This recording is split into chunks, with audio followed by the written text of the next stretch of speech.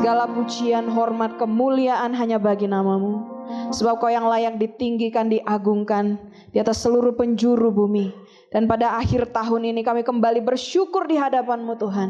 Kami kembali dengan kekuatan yang baru yang daripada Tuhan. Kami kembali dengan luar biasanya Tuhan di dalam hidup kami. Kami mau biarlah tahun-tahun yang akan kami jalani ke depan memberikan kesaksian yang lebih besar lagi tentang penjagaan, tentang perlindungan, tentang penyertaan dan perkenanan Tuhan atas hidup kami. Kami percaya semuanya karena rancangan-Mu. Kami percaya semua karena kasih karunia-Mu. Dan kami mau serahkan Tuhan ke dalam tangan-Mu seluruh hidup kami pada malam hari ini untuk menyongsong tahun yang baru. Kami serahkan seluruh harapan, cita-cita kami, impian kami ke dalam tangan-Mu. Tuhan yang berkarya, Tuhan yang bekerja. Dan kami percaya Tuhan, biarlah kehendak-Mu yang jadi, kerajaan-Mu Engkau nyatakan bagi kami. Di dalam nama Tuhan Yesus, mari kita yang percaya kita katakan amin. Haleluya. Shalom. Saya rasa masih bisa mengucapkan selamat Natal ya, karena bulan Desember belum berakhir. Selamat Natal.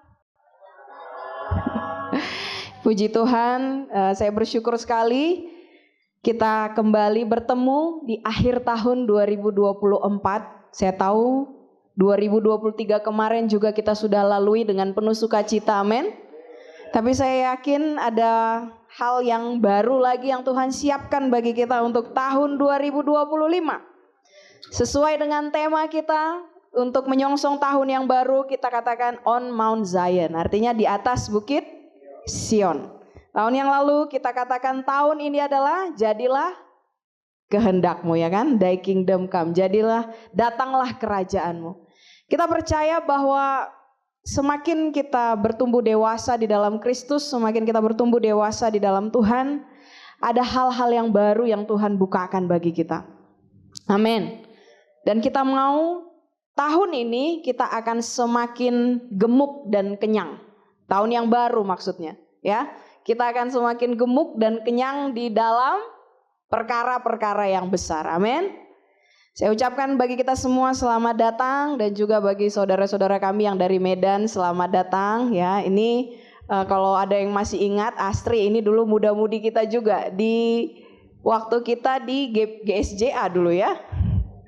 Waktu masih di GSJA ya, ini salah satu muda-mudi kita, tapi sekarang sudah melayani luar biasa di Medan ya. Semua bagi kemuliaan nama Tuhan. Saya bersyukur, saya tidak akan lama untuk menyampaikan firman Tuhan. Saya bersyukur hari ini ada banyak hal yang Tuhan bukakan sebenarnya bagi saya, tapi akan saya simpan untuk tahun yang akan datang. Kita akan berbicara dulu tentang tema yang kemarin kita bawakan. Dan saya percaya ada banyak yang Tuhan sebenarnya juga sudah berikan kepada kita lewat tema kita di atas Bukit Sion. Mari kita buka dulu Yesaya pasal yang ke-40, ayatnya yang ke-9 sampai dengan ayatnya yang ke-11. Dan sebentar kita akan baca secara bersama-sama Yesaya pasalnya yang ke-40, ayatnya yang ke-9 sampai dengan ayatnya yang ke-11. Dan dikatakan di sana, hai Sion, ya. Kita tahu nanti kita akan belajar apakah yang dimaksud dengan Sion. Kita baca dulu ayat ini terlebih dahulu bersama-sama 1, 2 ya. Hai Sion, engkau pembawa kabar baik, naiklah ke atas gunung yang tinggi. Hai Yerusalem, engkau pembawa kabar baik, nyaringkanlah suaramu kuat-kuat. Nyaringkanlah suaramu, jangan takut. Katakanlah kepada kota-kota Yehuda, lihat itu Allahmu, lihat Tuhan Allah datang dengan kekuatan. Saya baca dari TB baru ya. Silahkan dengan suara nyaring ayatnya yang ke-10, 1, 2 ya. Lihat itu Tuhan Allah, Dia datang dengan kekuatan, dan dengan tangannya Dia berkuasa. Lihat mereka yang menjadi kuat bagi upayanya, ada bersama-sama Dia, dan mereka yang diperolehnya jalan di hadapannya. Amin. Ayat 11. Seperti seorang pembara yang menggunakan kawanan bernanya dan mengikuti dari tangannya. Anak domba di waktunya, hidup domba di waktunya dengan hati-hati. Amin. Saudara, ketika kita berbicara tentang Sion, di perjanjian baru Sion itu adalah kita. Amin. Umat pilihan Tuhan, umat tebusan Tuhan dari perjanjiannya yang baru. Amin. Tapi kalau kita belajar sejarah dari manakah Sion itu sebenarnya berasal, Sion itu adalah kota Daud. Kalau kita belajar di perjanjian lama, tapi saya tidak akan buka sekarang. Kalau kita belajar dari perjanjian lama, itu adalah ketika Daud mengambil alih pemerintahan Israel dari tangan Saul. Amin. Selama 7,5 tahun Daud memerintah di Hebron, memerintah atas Yehuda. Dan kemudian ketika seluruh Israel akhirnya mengakui, bukan kepada Saul Tuhan memberikan tahta pemerintahan Israel, tetapi kepada Daud. Akhirnya seluruh Israel datang kepada Daud di Hebron dan mereka berkata, kami mau menjadi rakyatmu. Dan Daud akhirnya mengambil alih satu kota di atas bukit Yerusalem, namanya Sion. Dan itu menjadi tempat paling strategis untuk pemerintahan, karena ada di atas bukit. Amin. Daud berebutnya dari orang Yebus dan dia menjadikan ini tahta kerajaan Daud. Dan sejak saat itu Yerusalem akhirnya menjadi ibu kota bagi kerajaan Daud, Israel. Dan secara spesifik Sion ini adalah tempat kesukaan. Kalau kita belajar kata Sion, banyak sekali Tuhan berbicara tentang Sion. Kenapa harus Sion? Amin. Sion kalau kita lihat di zaman perjanjian baru, Sion itu adalah simbol daripada kehadirannya Tuhan. Jadi dari ayat firman Tuhan ini ketika berbicara di sana, hai Sion engkau pembawa kabar baik. Itu kita, amin. Itu adalah gerejanya Tuhan. Naiklah ke atas gunung yang tinggi, hai Yerusalem engkau pembawa kabar baik. Nyaringkanlah suaramu kuat-kuat, nyaringkanlah suaramu jangan takut. Katakan kepada kota-kota Yehuda, lihat itu Allahmu. Saya mau tahun 2025 yang baru kita akan lihat hal ini terjadi nyata atas kita. Amin. Tidak ada lagi ketakutan, tidak ada lagi kecemasan. Kita akan menjadi pembawa kabar keselamatan bagi seluruh lingkungan kita, bagi seluruh kabupaten daerah, bagi Sidikalang. Karena kita tinggal di tempat ini. Amin Bapak Ibu. Karena saya percaya ketika Tuhan nyatakan firman ini, tema ini untuk kita, ada satu hal yang Tuhan siapkan untuk kita. Kita akan menjadi corong untuk pembawa kabar keselamatan. Amin. Siap dipakai untuk Tuhan. Mari angkat tanganmu yang siap dipakai untuk Tuhan. Haleluya. Lihat Tuhan Allah datang dengan kekuatan. Berarti bukan kekuatan kita yang akan kita bawa ketika kita mengambil alih apa yang sebenarnya menjadi warisan kita. Daud mengambil alih kota Sion, Yerusalem dari tangan orang Yebus. Kalau kita lihat secara singkat saja boleh dibuka 2 Samuel pasalnya yang ke-5 ayatnya yang ke-6. Langsung ayatnya yang ke-6. Kalau kita lihat di sana bagaimana Daud mengambil alih kota Sion dari orang-orang Yebus. Di awal ketika Daud mengambil kota itu tidak ada yang percaya. Orang-orang Yebus yang ada di sana mengolok-olok Daud. Mereka katakan gak mungkin kalian bisa masuk. Ya, sebentar saya akan buka ayatnya. 2 Samuel pasal yang ke-5 ayatnya yang ke-6. Ya, boleh langsung dibuka di Alkitabnya masing-masing.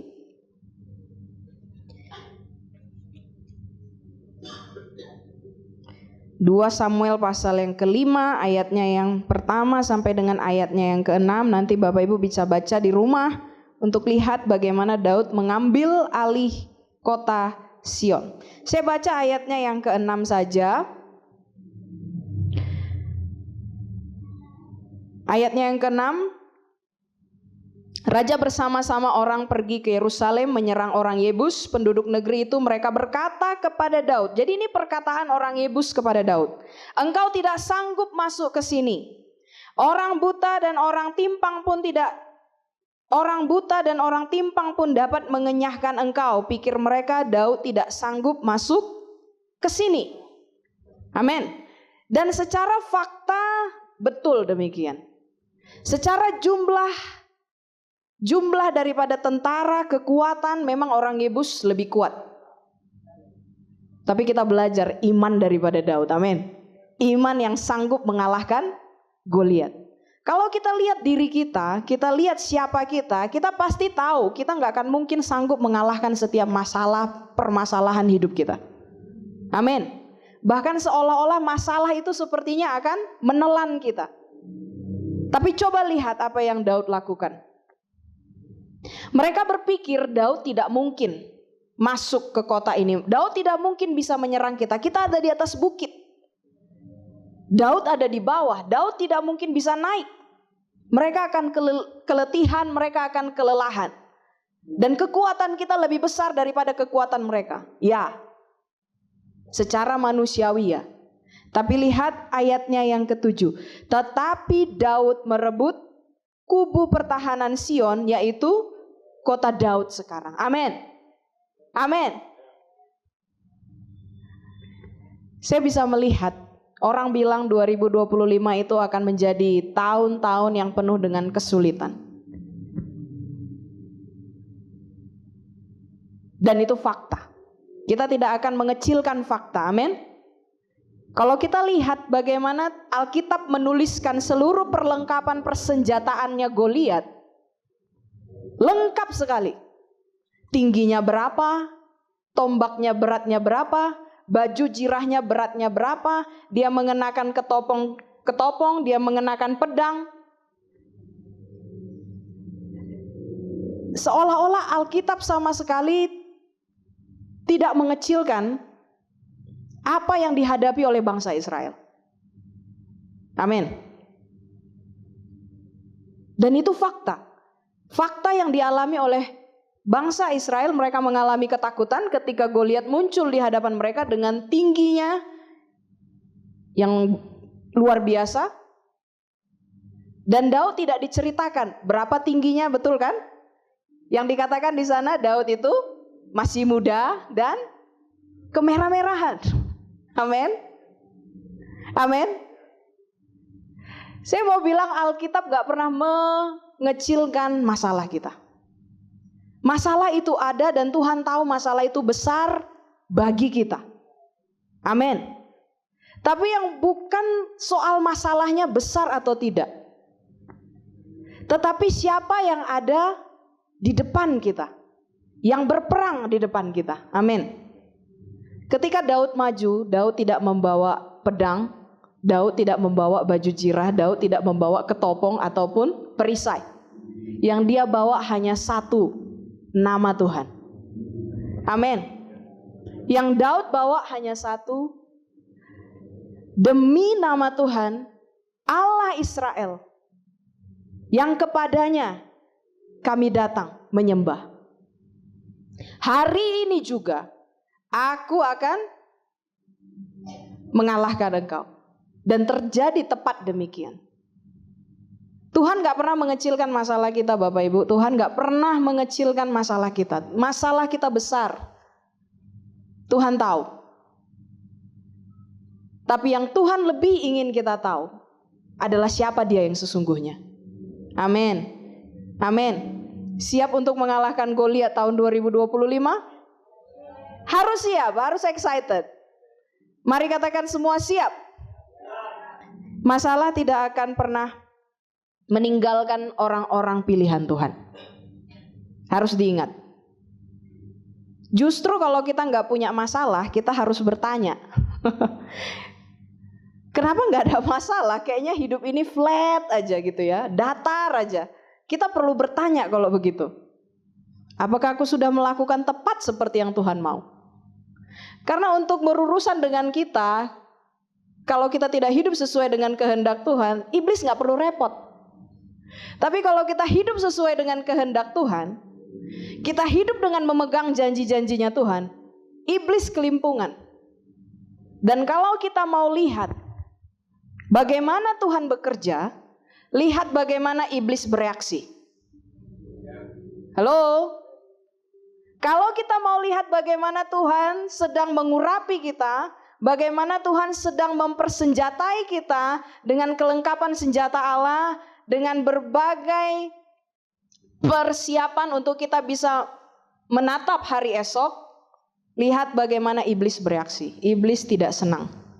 Iblis tidak senang ketika kita hidup dalam kemenangan. Amin. Amin.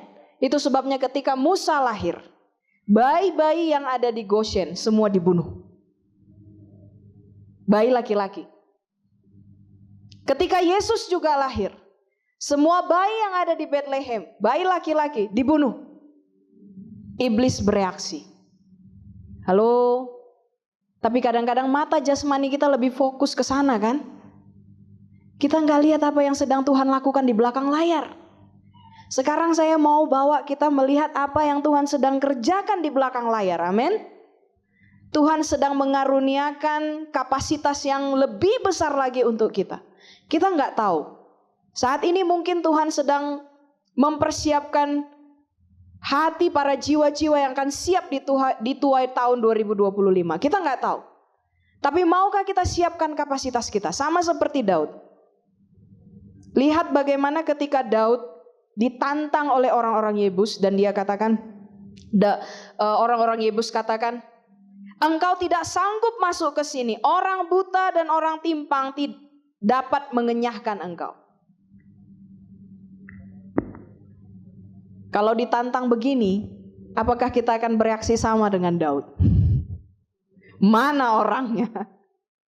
Biar saya datangi. Tapi peperangan kita bukanlah melawan darah dan daging. Peristiwa ini terjadi secara sejarah, itu ada maksud dan tujuan Tuhan. Ketika gereja Tuhan mungkin saat ini kita lihat orang menganggap kita sepele, kita semakin minoritas, bukan semakin mayoritas. Jangan khawatir. Kalau kita mau berpegang teguh di dalam Tuhan, lihat ketika kita naik, semakin naik ke atas bukit Sionnya Tuhan, ada kekuatan yang baru. Ada anugerah yang baru.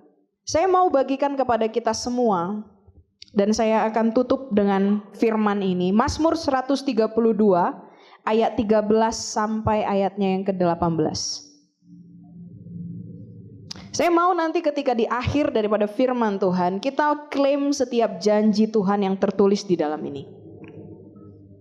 Mazmur 132 ayatnya yang ke-13 sampai dengan ayatnya yang ke-18.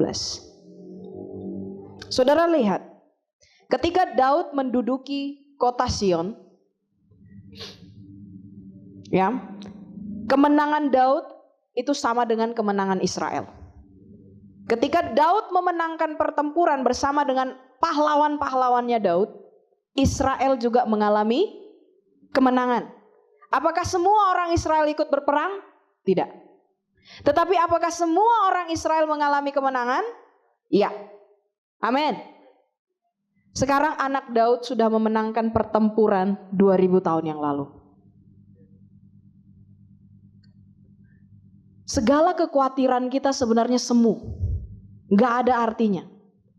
Setiap intimidasi iblis yang berusaha dilemparkan kepada kita, itu semua hanya tipuan. Kita gak sadar musuh kita adalah musuh yang sudah dikalahkan ketika dia bangkit. Amin. Kutuk maut dosa sudah dikalahkan kuasanya.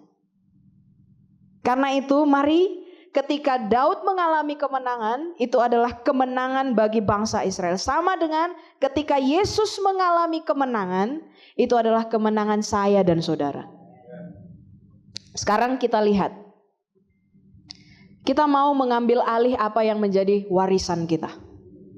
Amin. Saudara siap? Ambil alih warisanmu yang sudah Tuhan berikan.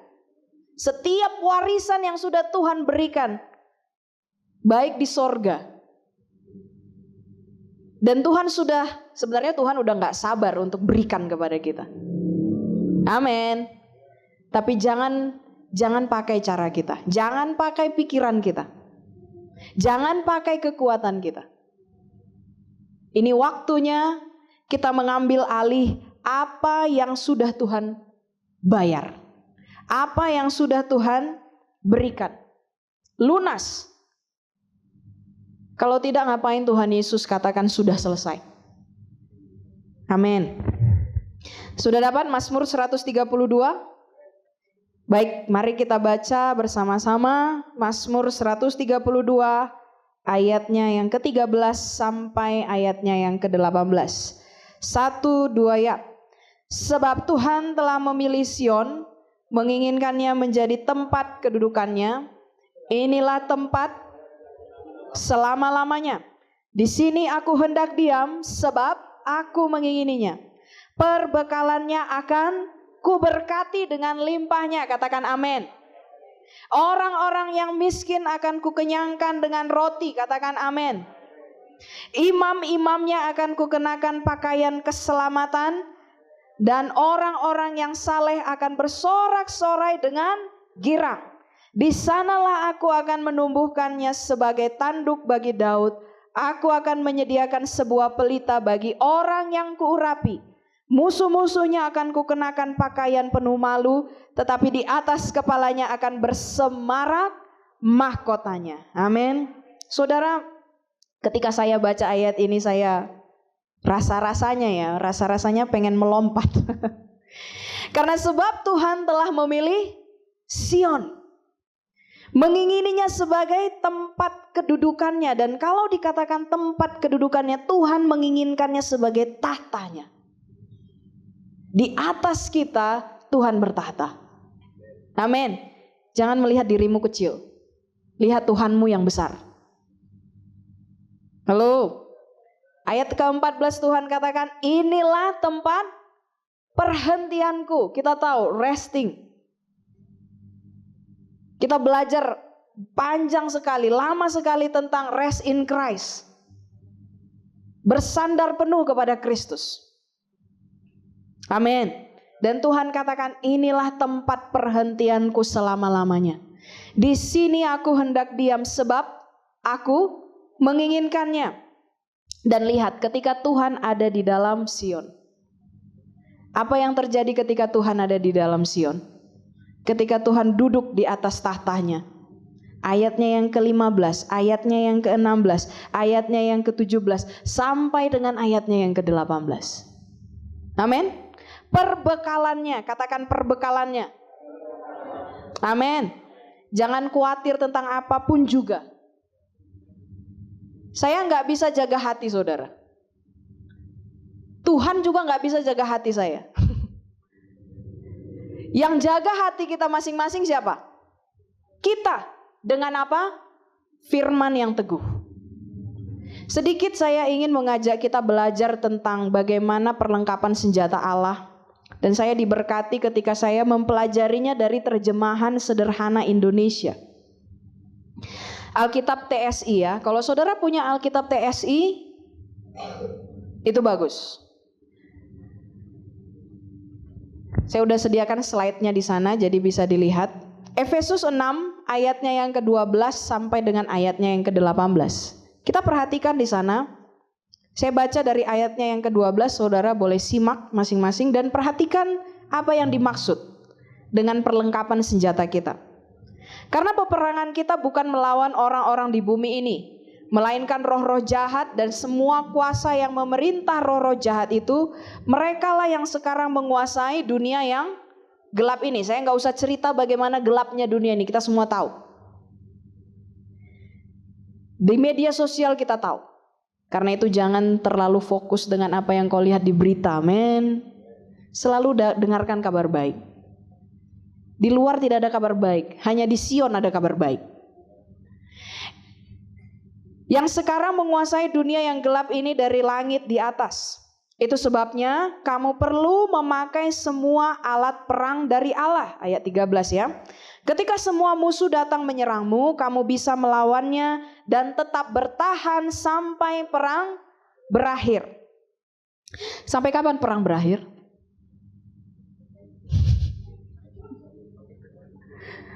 Sampai Tuhan datang. Iya. Karena ketika nanti Yesus datang yang kedua kali, tidak ada lagi air mata. Kita sedang menantikan, tetapi pada masa ini, di masa penantian ini, kita sedang berperang. Amin. Tapi peperangan kita bukanlah peperangan melawan darah dan daging. Tuhan gak ngajak kita untuk semakin parbadah, tapi semakin teguh di dalam firman. Kita lihat ayatnya yang ke-14. Jadi berdirilah teguh, berdiri di atas firman. Peganglah ajaran yang benar dari Allah. Itu yang pertama. Pegang ajaran yang benar dari Allah. Karena ajaran yang benar itu seperti ikat pinggang yang akan membuat kamu siap bertindak. Bisa bayangkan di zaman dulu ketika orang memakai pakaian perang, tapi tidak mengenakan ikat pinggang. Karena di ikat pingganglah diletakkan pedang, tombak, dan seluruh perlengkapan senjata yang lain. Oke? Jadi kalau tidak ada ikat pinggang, maka defense-nya atau pertahanannya tidak akan kokoh. Dan Tuhan katakan kepada kita saat ini, peganglah ajaran yang benar. Itulah ikat pinggang bagi kita. Percayalah bahwa kamu sudah dibenarkan Allah oleh karena Kristus. Sekali lagi, ada di slide? Boleh dibaca sama-sama 1, 2 ya. Percayalah bahwa kamu sudah dibenarkan oleh karena Kristus. Dengan keyakinan itu kamu ibarat mengenakan baju besi yang akan melindungimu dari serangan musuh. Amin. Dan ini sering terjadi.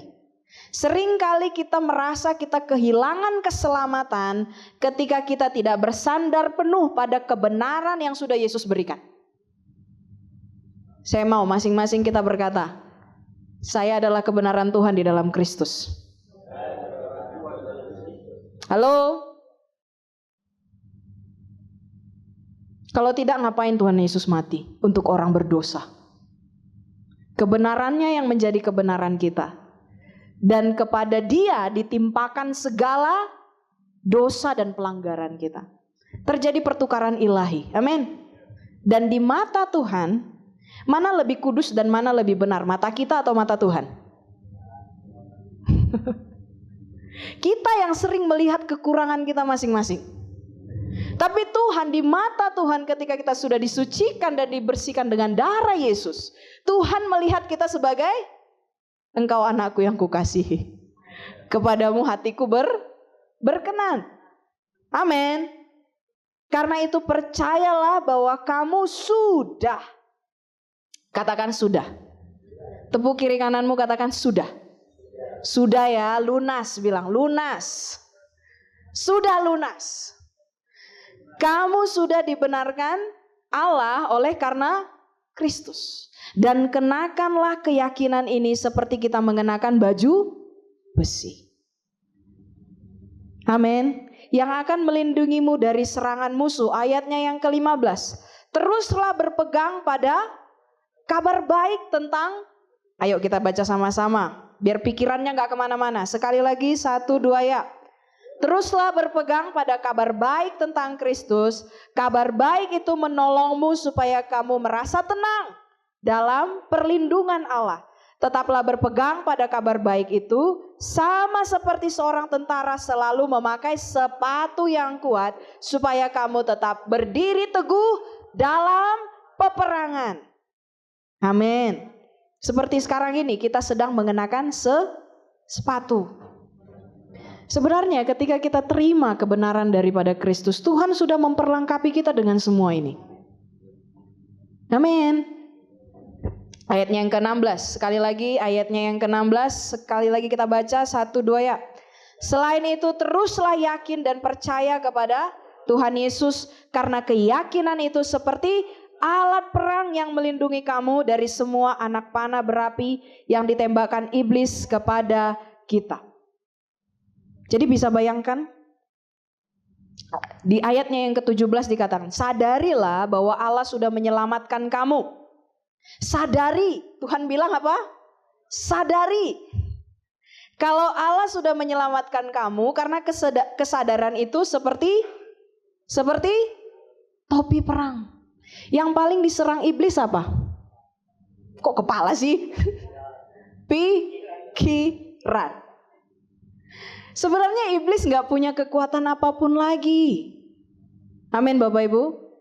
Iblis gak punya kekuatan apapun lagi. Dia hanya punya satu senjata. Tahu senjatanya apa? tipu muslihat. Kalau dia berhasil menipu kita, dia berhasil mencuri firman dari kita. Ketika dia sudah berhasil mencuri firman dari kita, maka dia berhasil untuk membinasakan kita. Makanya ingat tentang cerita perumpamaan tentang penabur. Ingat cerita itu?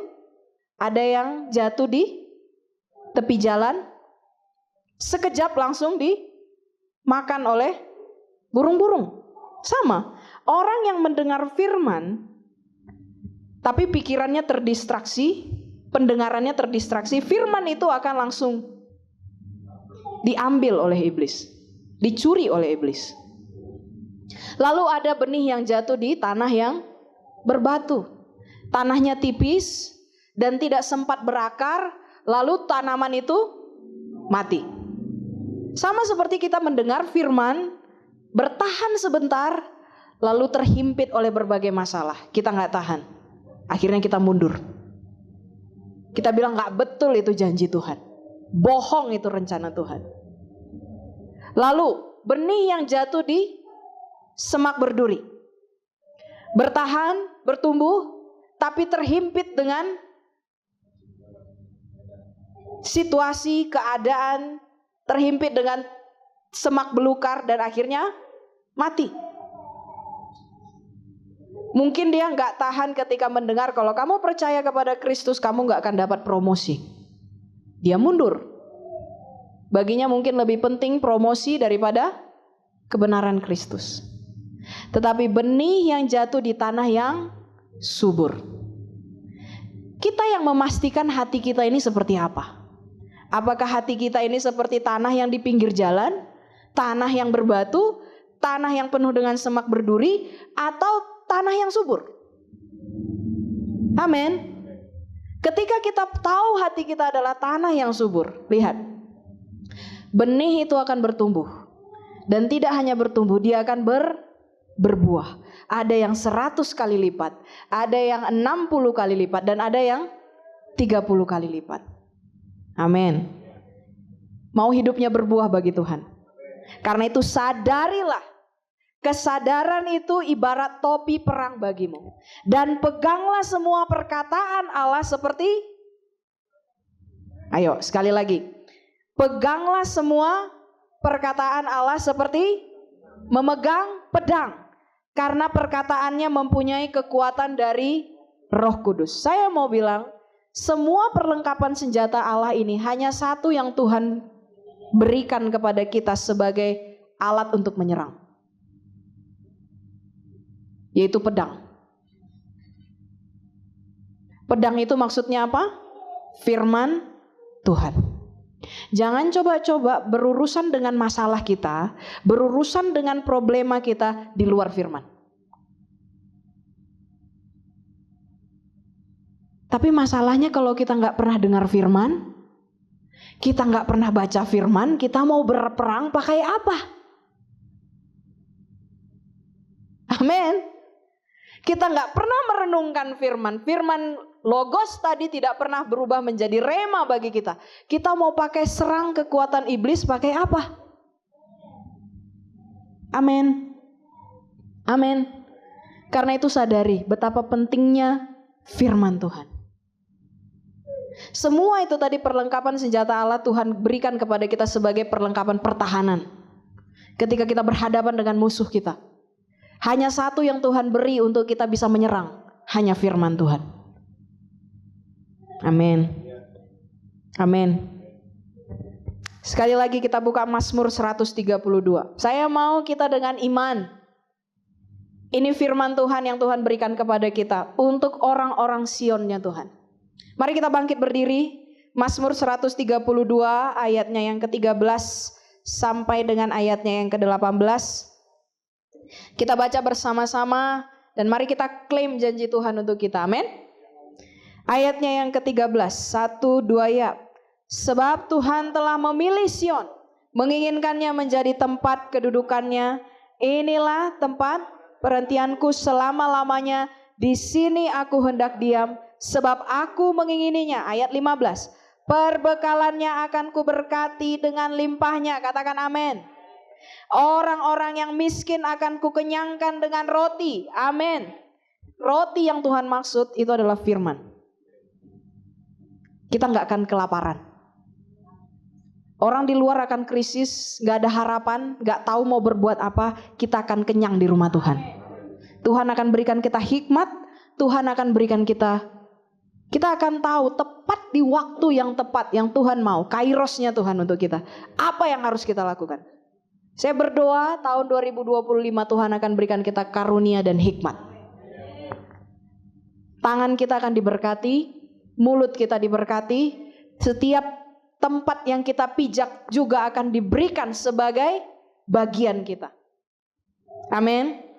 Amin. Sekali lagi, perbekalannya 1, 2 ya.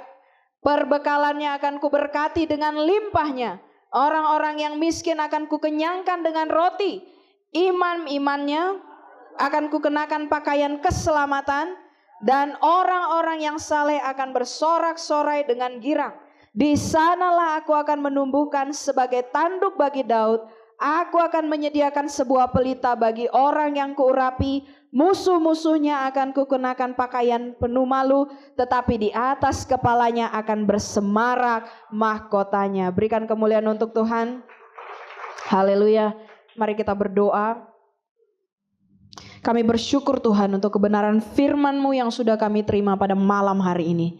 Kami mau bergerak dan kami mau bertindak sesuai dengan rencana dan kehendak-Mu. Dan kami mau genapi bagi kami Tuhan. Tahun ini adalah tahun perkenanan bagi kami. Tahun ini adalah kami berada di atas bukit Sion-Nya Tuhan. Perbekalan kami akan dipenuhkan. Engkau akan memberkati setiap kami dengan limpahnya. Engkau akan memenuhkan kami dengan hikmat dan karunia. Kami tahu bertindak di waktu yang tepat sesuai dengan kairosnya Tuhan. Dan Engkau mengenakan kami pakaian keselamatan. Dan setiap kami akan bersorak-sorai dengan girang karena keselamatan yang Tuhan berikan bagi kami. Dan kami tahu Tuhan, di atas kami Engkau mengurapi setiap kami sebagai alat dan terang-Mu, sebagai alat kerajaan-Mu. Dan setiap permasalahan musuh-musuh kami percaya di dalam nama Tuhan Yesus, mereka akan mengenakan pakaian penuh malu. Tetapi di atas kepala kami Engkau akan menunjukkan kemuliaan-Mu yang luar biasa. Terima kasih Tuhan. Kami percaya di dalam nama Tuhan Yesus. Dan kami klaim janji kebenaran-Mu ini bagi kami. Tidak hanya untuk tahun 2025, tetapi tahun-tahun yang akan datang. Sampai kepada Maranatha Yesus datang kali kedua untuk menjemput kami, umat pilihannya. Mari kita yang percaya kita katakan, amin.